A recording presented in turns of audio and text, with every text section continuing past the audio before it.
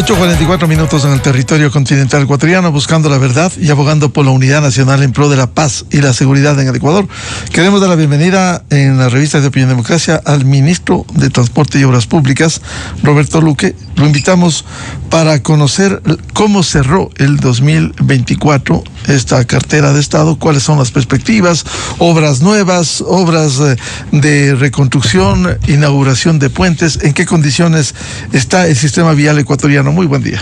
Muy buenos días, ¿cómo está? Para mí siempre es un gusto estar aquí y presto a responder todas las preguntas que puedan tener. Un saludo a su audiencia y feliz año para toda la audiencia también de ustedes. ¿Cómo cerró el 2024 el sistema vial ecuatoriano y cuáles son las perspectivas, obras, ejecución, colocación de puentes?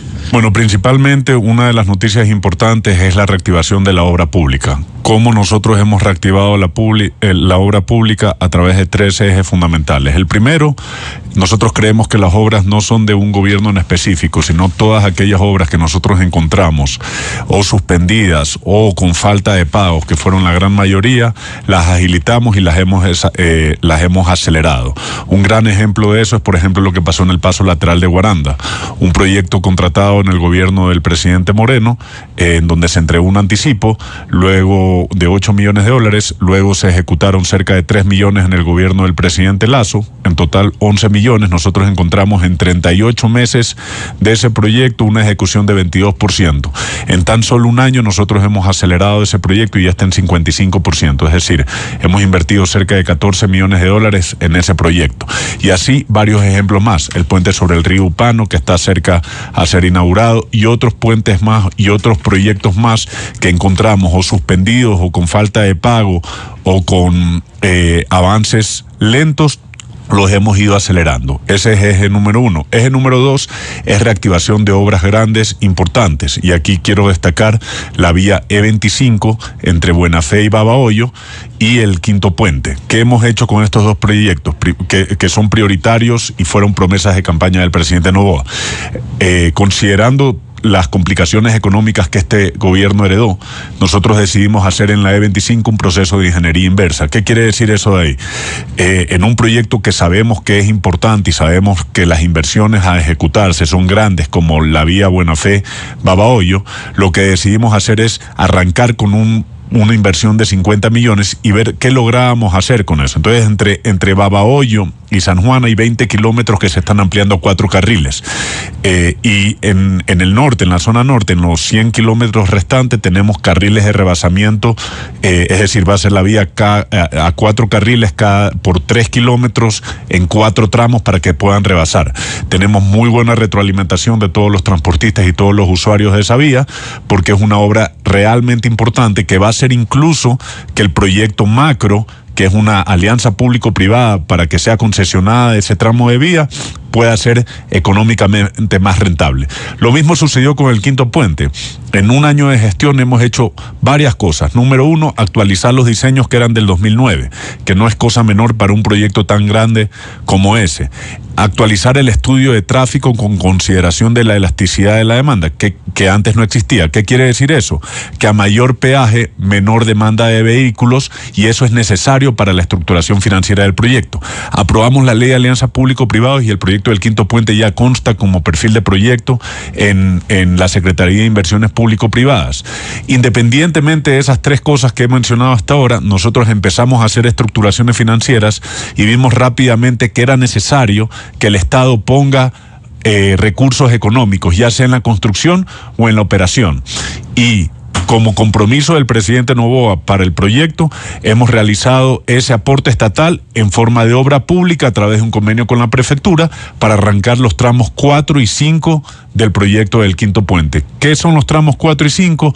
Es lo que conecta las vías hoy delegadas a la prefectura, Durán-Tambo, Durán-Boliche, con Taura, y la E25 que va desde Durán a Machala con Taura también. Entonces son las vías de acceso al quinto puente las que estamos arrancando. Es un proyecto de 120 millones que ya tiene certificación presupuestaria y que se ha arrancado con un desembolso de 35 millones en el 2024. Se prevén 51 millones en el 2025 y los restantes cerca de 30 millones en el 2026. Segundo eje, obras grandes. Tercer eje, contratación de nuevas obras. Aquí tenemos proyectos de reconstrucción y créditos atados. Hemos recuperado el crédito de la Corporación Andina de Fomento, en donde ya hemos podido contratar la Narupa-Guataraco-Coca, una obra importantísima con una inversión de 30 millones. Ya se pagó el anticipo en diciembre y vamos a arrancar este mes. Pero más allá de eso tenemos Balvanera, Payatanga, Cumandá, pasos elevados en la perimetral sur de la autopista Cuenca-Sogues y otros proyectos adicionales en la reconstrucción de Manabí, el puente Lodán y Quimís, que ya están por ser adjudicados. En Esmeraldas tenemos vías y también tenemos convenios con prefecturas para hacer vías importantes. Dos de los más importantes es con el Oro. Tenemos un convenio con la prefectura para hacer mitad la vía La Primavera, que va a descongestionar la llegada a Puerto Bolívar, por un lado, y por otro lado con Carchi también tenemos un convenio de 7 millones de dólares, el que el Ministerio de Transporte y Obras Públicas le entrega a la prefectura de Carchi para la reparación de algunas vías en esa provincia. Ahora, a propósito de sus señalamientos, ministro Luque, en el caso de Esmeraldas y las acciones con la prefectura, uno de los reclamos permanentes que ustedes lo heredaron, por cierto, es Quimindé Esmeraldas. Sigue siendo un desastre. Muy difícil arreglar tramos en donde se fue la mesa de la vía. Sí, mire, nosotros hemos recorrido la vía Quimindé Esmeraldas varias veces y tenemos un estudio que se ejecutó este año para intervenir puntos críticos. ¿Cuál es la problemática que hemos tenido con esa vía? Es que siempre intervenimos puntos críticos y resulta que a medida que se están reparando esos puntos críticos, vienen más puntos críticos. Entonces hoy día tenemos un contrato en esa vía justamente con el Cuerpo de Ingenieros del Ejército que está trabajando en ciertos puntos críticos, pero ya tenemos detectados más y tenemos listo para poder contratar este año justamente la reparación de estos puntos críticos. Todos tienen la misma tipología de fallos. Son problemas geotécnicos, geológicos o son problemas hidráulicos. Claro, se está yendo la vía. Hay en ciertos tramos se está yendo la vía. De los dos carriles hay un carril. Y si se va ese carril, colapsa. Sí, y siempre es la misma tipología. Son problemas de drenaje, problemas hidráulicos que generan inestabilidades de taludes. Los tenemos identificados y eventualmente vamos a tener que hacer una intervención larga para tener estructuras de drenaje correctas a lo largo de toda la vía, pero estamos planificando intervenir también este año con atención de puntos críticos nuevos que han venido sucediendo. ¿Y hay el acuerdo con la prefectura para trabajar en eso está en veremos. Hay varias posibilidades. Hay la posibilidad de hacer a través de régimen especial con empresas públicas de Esmeraldas y hay la posibilidad de hacer una licitación tradicional, normal, concurso abierto para que gane el oferente que postule la mejor oferta, ¿no? ¿El caso de Manabí? El caso de Manabí tenemos el puente Quimís, el puente Lodanas que están por ser adjudicados, pero más importante, y aprovecho para decir el éxito del feriado en materia de número de vehículos movilizados. Recuerde usted que el Ministerio de Transporte y Obras Públicas a través de las vías concesionadas tiene el registro del número de vehículos. Tenemos cerca de 2 millones de vehículos que se transitaron en los peajes de las vías concesionadas entre el 31 de diciembre y el 5 de enero, que es un número bastante grande comparado a los números normales, por un lado, y por otro lado, en Manabí tenemos la vía a la entrada a Manta, que es el límite provincial de Santa Elena hasta Manta, una vía con una inversión de 17 millones de dólares que está en un 70%. Nosotros la arrancamos y la vamos a inaugurar también. Esa vía está en muy buen estado, tenemos muy buena retroalimentación de este feriado, de mucha gente que haciendo actividades turísticas la transitó y me alegro por eso, pero más allá de eso también recuperamos la vía Manta-Quevedo, que era una vía que se estaba ejecutando con la empresa pública de la prefectura de Manabí y que estaba suspendida cuando nosotros la encontramos. Ya la hemos reactivado y ya está pronta a terminarse, y otros proyectos más. Tenemos la Plaza San Gregorio con el municipio de Portoviejo, agua potable para Manta y algunos proyectos de reconstrucción que estamos trabajando. Ministro, usted señalaba entre los puntos destacados la reactivación de obras grandes y nuevas obras, nuevos puentes. ¿Está financiado todo? No solo con el crédito del exterior, sino con la contraparte nacional. Bueno, lo que yo le estoy diciendo ahora son obras contratadas. Tenemos principalmente 3 fuentes de financiamiento. Libre disponibilidad, así se está manejando, por ejemplo, el quinto puente, o sea, esos son fondos fiscales propios, la vía E25 y algunas otras obras adicionales. Tenemos fuentes de fondos de reconstrucción que básicamente son para Manaví y Esmeraldas, de ahí se financian esos proyectos, y también tenemos créditos atados que, por ejemplo, de ahí salen los pasos elevados de la perimetral sur de Cuenca. Tenemos la vía Balvanera Payatán a Cumandá, la vía Narupa, Guataraco, Coca, son vías que tenemos prioritarias, que hemos tenido que rescatar el proceso. Muchos de los procesos que nosotros encontramos, proyectos que encontramos de CAF estaban con planillas de pago impagas por casi 6 meses, y eso nos impedía hacer contrataciones de nuevos proyectos. Una vez actualizado eso, hoy tenemos, ya contratamos la Narupa, Guataraco, Coca y vamos por la Balvanera Payatán a Cumandá, y tenemos otro crédito con la CAF, que es el tema de los pasos elevados y el puente Sal si puedes en la vía Balvanera Payatán a Cumandá también. ¿Están al día en pagos proveedores? ¿Se han reducido lo que estaba pendiente? Hemos reducido la deuda, no voy a decir que estamos exactamente al día, pero está mucho mejor manejado y con mucho menor tiempos de pago. Eso es importantísimo para la obra pública porque genera el flujo económico. Y para que no se paralicen las Claro, obras. para que las obras no se paralicen y para que el flujo económico esté de acuerdo a los cronogramas que están en obra, ¿no? ¿Las vías en el Austro hacia Loja, cómo están? Bueno, ahí sí hay algunos problemas, sobre todo en lo que va de Cuenca hacia el sur, hacia no solo hacia Loja, sino también hacia el Oro, en donde tenemos problemas. Nuestra prioridad en Azuay este año va a ser la vía Molleturo, la vía Molleturo Naranjal, y también tengo que decir que a través de la Secretaría de Inversiones Público-Privadas se está financiando los estudios de prefactibilidad a través del gobierno coreano para la autopista Guayaquil-Cuenca, que va a ser importante, y también los estudios de la Cuenca Girón-Pasaje, que es la vía Machala. Esa vía es importantísima y es una de las vías más complejas que tiene el país porque la cantidad de número de puntos críticos por kilómetro es grande y esa vía necesita un estudio integral para poderla intervenir, a diferencia de la cuenca Molleturo del Empalme, que es un poco más manejable y que la vamos a intervenir y que ya hicimos los estudios por administración directa en el Ministerio de Transporte y Obras Públicas. Ministro Luque, ¿y la planificación de obras en la región amazónica ecuatoriana? Bueno, ahí tenemos la Narupa, Guataraco, Coca, que es importantísimo. Tenemos 6 puentes de Dayuma que se están contratando. Son puentes que son sumamente importantes porque en una vía de 2 carriles se estrangula, se acorta a un carril en los puentes y hay muchos accidentes. Ha habido bastantes fallecidos en esa zona y estos puentes ya están por ser adjudicados. Los procesos contractuales ya están en el portal y incluso ya algunos han sido adjudicados y se van a arrancar ahora para trabajar esos puentes. Y también tenemos el puente de Napo y algunas otras obras que las trabajamos a través de conservación vial en la E45 en la troncal amazónica también. La deuda en infraestructura yo sé que es grande.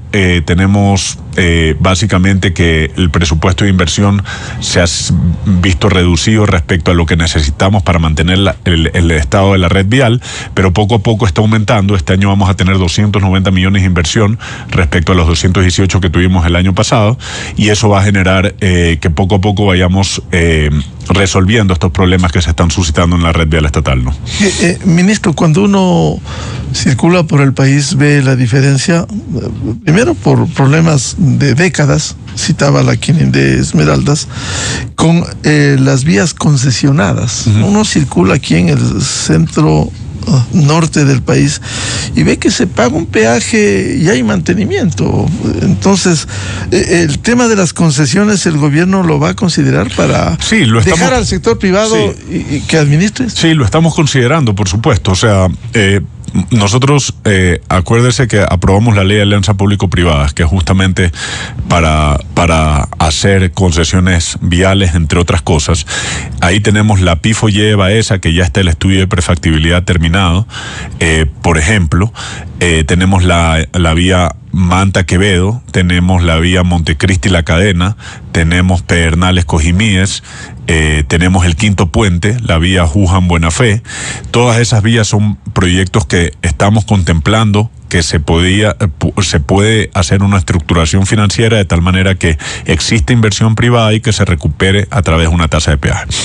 ¿Cuáles son los problemas que tenemos hoy con el sistema de peaje? Porque es verdad que ante el ojo del ciudadano es un sistema que funciona versus el público que no funciona. Pero funciona muchas veces en la parte técnica, pero en la parte financiera hemos tenido serios dolores de cabeza porque lo que se paga hoy por peaje no alcanza para cumplir con las exigencias que están en los contratos de concesión actuales. Tiene que poner el Estado a los concesionarios. Entonces el Estado está de una u otra manera subsidiando ese peaje. Y eso no puede ser una bola de nieve que se vaya acumulando en el tiempo. Entonces nosotros estamos trabajando en políticas tarifarias para este tipo de proyectos, estamos trabajando en una actualización de la política tarifaria, simplemente para tener orden en los temas, ya para tener, no es tan mal decidir que el usuario normal pague $1, pero lo que sí está mal es que toda la cadena se vea subsidiada. Entonces hay ciertos mecanismos que nosotros podríamos implementar para no tocar el bolsillo de la mayoría de los ciudadanos, pero sí ver alguna manera en que estos proyectos sean sustentables en el tiempo. Ministro, ¿y en el ámbito de ferrocarriles algo se ha hecho? Se ha avanzado bastante en el tema de ferrocarriles. Tenemos, primero que nada, encontramos que muchos de los predios y bienes que pertenecían a ferrocarriles no habían pasado todavía al Ministerio de Transporte y Obras Públicas. Hoy podemos decir que ya el 100% de los bienes de Chimborazo están con el Ministerio de Transporte y Obras Públicas y tenemos varias estrategias marcadas para poder reactivar el tren. ¿Cuál es la primera de ellas? Hacer convenios con los GATS. Los GATS, las autoridades locales y los municipios por donde pasan los trenes conocen las necesidades, tienen mucho conocimiento de qué es lo que se necesita hacer y vamos a hacer convenios de corto plazo para poder reactivar en ciertos sectores, por ejemplo Riobamba, estamos empezando con Alausí, pero también vamos a trabajar con Riobamba y otras ciudades. Hasta la Nariz del Diablo. Sí, hasta la Nariz del Diablo, pero tenemos varios proyectitos en donde podemos hacer convenios con los municipios, con transferencia de recursos en muchos casos, se ejecuta y se reactiva.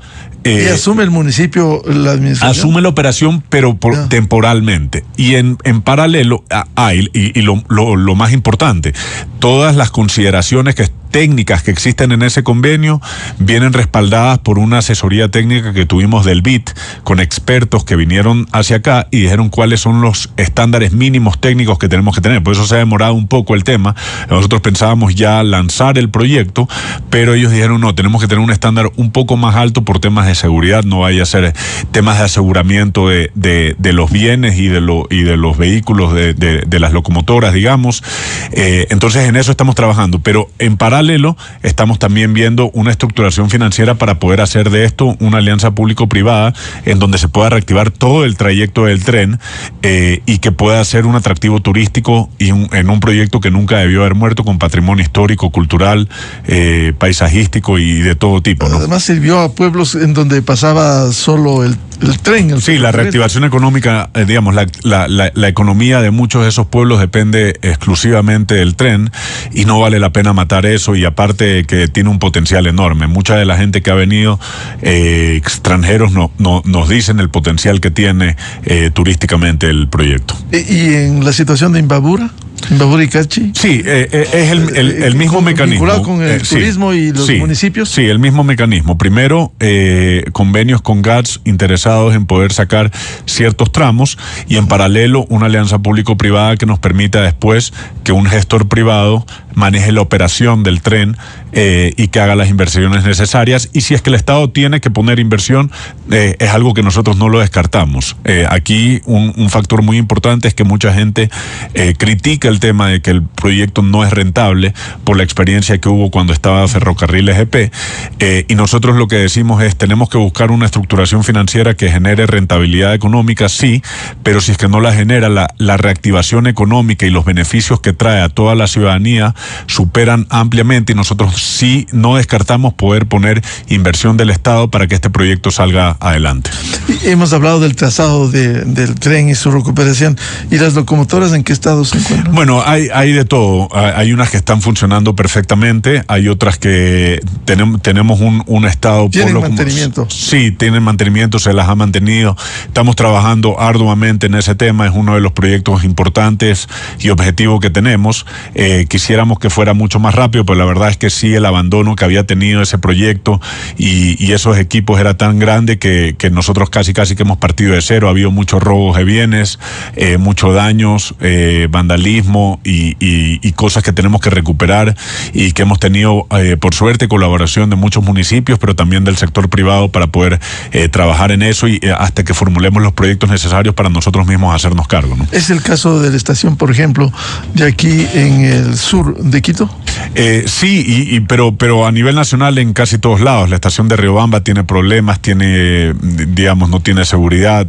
En todos lados hemos tenido problemas de esto. Los durmientes se los han llevado, algunas cosas. En resumen, ¿cuáles son los desafíos que puede anunciar el Ministerio de Transporte y Obras Públicas, obras emblemáticas, obras grandes de este 2025? Bueno, las ya arrancadas, acelerarlas lo más posible. La vía E25, mañana estaremos en Guayaquil, en Durán, por el tema del quinto puente, que es importantísimo.